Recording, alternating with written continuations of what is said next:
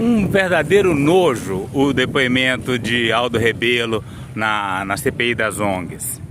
Um depoimento longo, eu nem tive estômago para ver inteiro.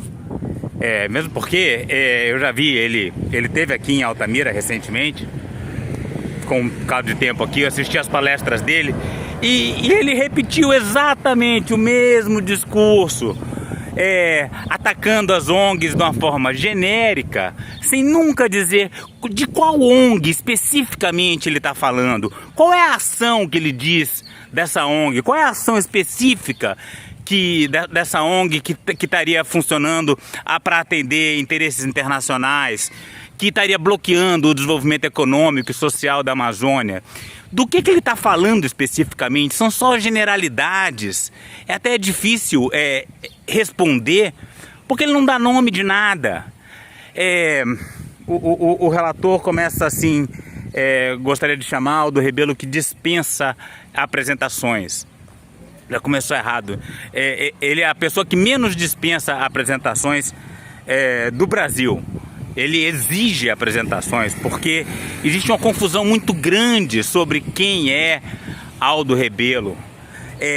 Como ele já foi do PCP, como ele já foi ministro da Dilma, tem muita gente que acha que ele é de esquerda, mas ele é uma coisa, ele é ligado a um movimento, esse que ele chama de quinto movimento.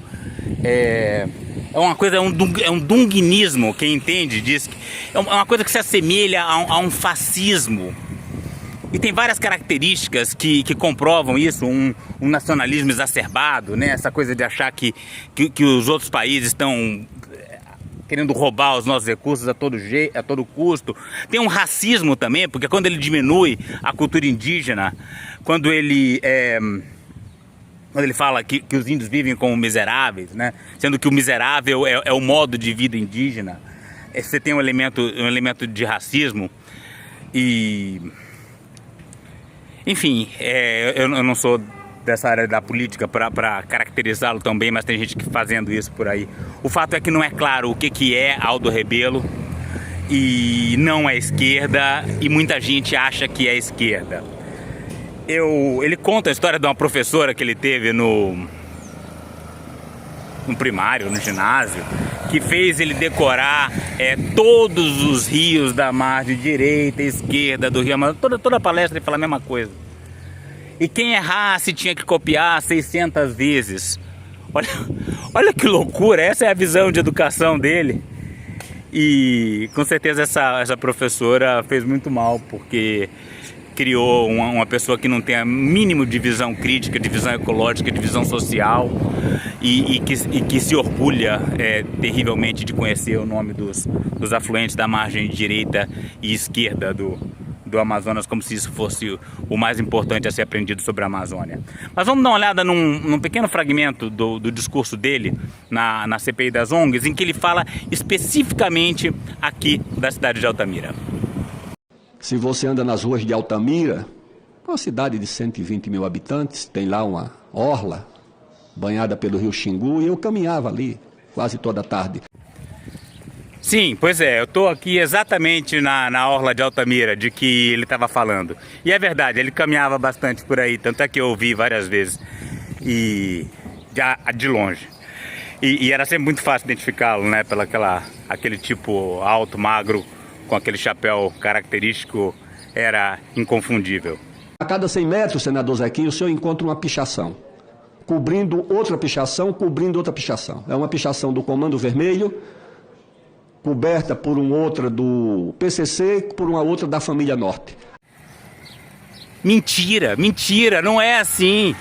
Quem ouve pensa que a orla de Altamira está toda tomada pela bandidagem. Olha aqui, é um lugar perfeitamente urbanizado, perfeitamente civilizado. Qualquer pessoa pode andar aqui. Eu estou aqui com esse meu celular na maior tranquilidade do mundo. Muito mais difícil eu ser roubado aqui na orla de Altamira do que em São Paulo, Rio de Janeiro, qualquer outra cidade grande do Brasil. Não minta! Não minta para a cidade que te recebeu tão bem. É verdade, é verdade. Existem uma ou duas pichações de facções. Inclusive eu vim aqui na orla para filmá-las. Sabe que eu não encontrei nenhuma? Porque todas foram apagadas. Agora, o problema das facções existe sim. Isso aí é verdade, isso aí é inegável. Mas ele não está aqui na orla da cidade, quer dizer, tem uma outra pichação, né? Mas as facções são um problema. O massacre do presídio de Altamira foi uma consequência das facções. Mas vamos prestar atenção ainda na questão das pichações. De novo uma imagem aqui da orla do Rio Xingu em Altamira.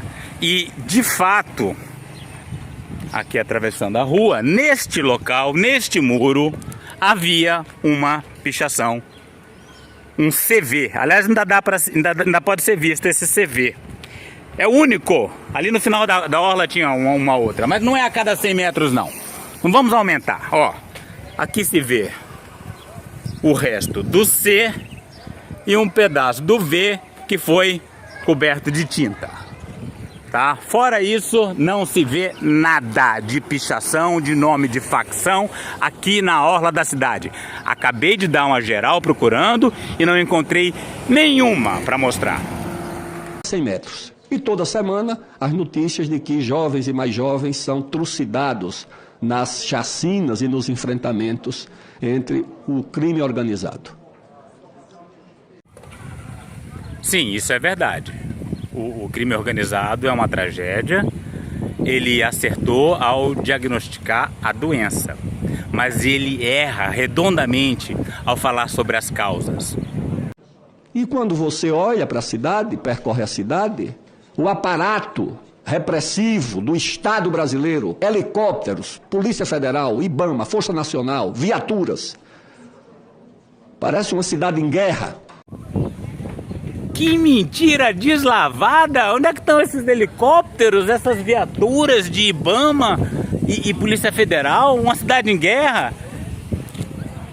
Essa era a cidade em guerra? Onde é que Aldo Rebelo viu isso? Por que não tirou foto? Por que não registrou? Que mentira!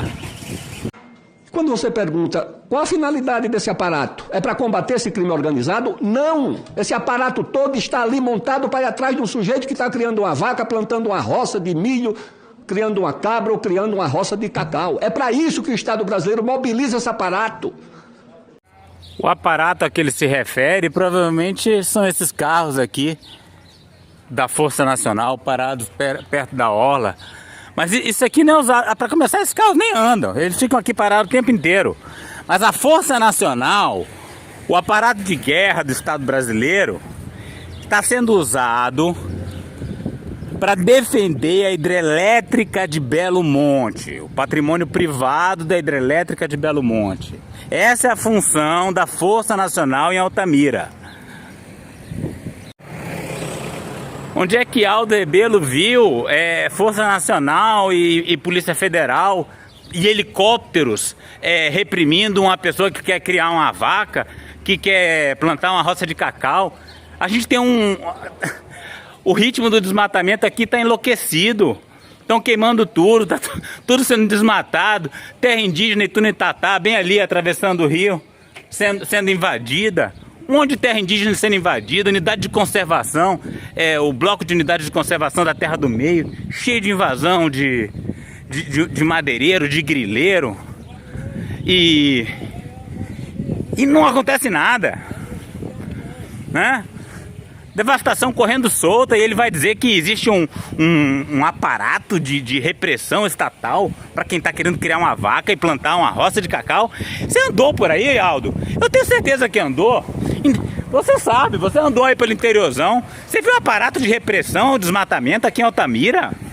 Isso é mentira. Aí ele se vale do fato de pouca gente tem condições de vir aqui em Altamira para ver em primeira mão o que está acontecendo, né? Eu sabia que ele tinha segundas intenções quando veio passar uns 3 meses aqui. Ele veio para cá para poder depois mentir descaradamente, falar: eu conheço a Amazônia porque eu decorei os afluentes do lado direito e esquerdo, eu morei não sei quanto tempo em Altamira. Mentira! Ele veio aqui para mentir, para depois sair por aí mentindo. E diz que a proliferação do crime organizado é culpa das ONGs que não permitem o desenvolvimento econômico. Que ONG? Que ONG? Tem uma outra ONG aí, mas a atuação delas ele chama disso de um poder, é uma atuação quase irrisória, uma influência minúscula na sociedade. E sabe quem é o culpado do domínio do crime organizado sobre a cidade? O culpado é Belo Monte. Não havia Comando Vermelho aqui. Comando Vermelho se instalou na época de Belo Monte.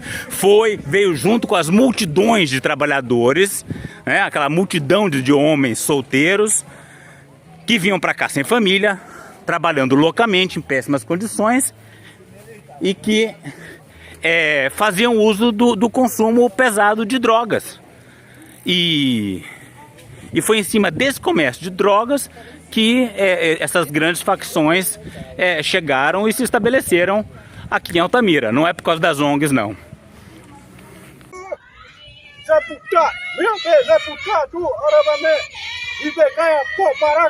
Para saber mais e participar dessa luta radical pelos povos indígenas, a floresta tropical e a biodiversidade de modo geral, inscreva-se no canal, deixe seu like e comentário.